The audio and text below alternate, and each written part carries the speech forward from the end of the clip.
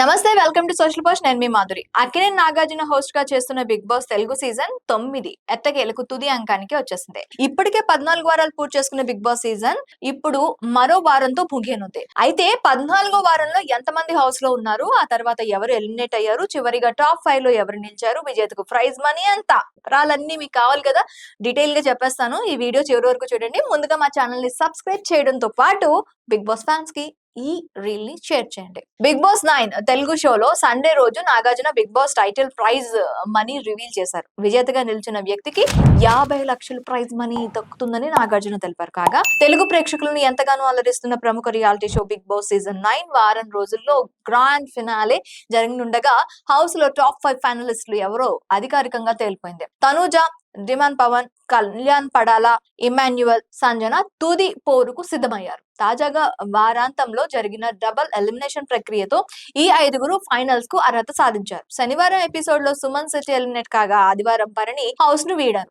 దీంతో మిగిలిన 5గురు కంటెస్టెంట్లు ఫైనల్ కు చేరినట్లు నాగార్జున ప్రకటించారు. దీంతో బిగ్ బాస్ సీజన్ 9 టైటిల్ పోరు మరింత రసవత్తరంగా మారింది. ఈ 5గురిలో ఎవరు విజేతగా నిలుస్తారో తెలుసుకోవాలంటే మరో వారం రోజులు వేచి చూడాల్సిందే. ఇదండి సంగతి. మరి ఈ వీడియో కనుక మీకు నచ్చినట్లయితే కామెంట్ చేయండి, అలాగే లైక్ చేసి షేర్ చేయండి. ముఖ్యంగా బిగ్ బాస్ లో 50 lakhs ఎవరికి వస్తుంది అనుకుంటున్నారు? కామెంట్ సెక్షన్ లో కామెంట్ చేయండి.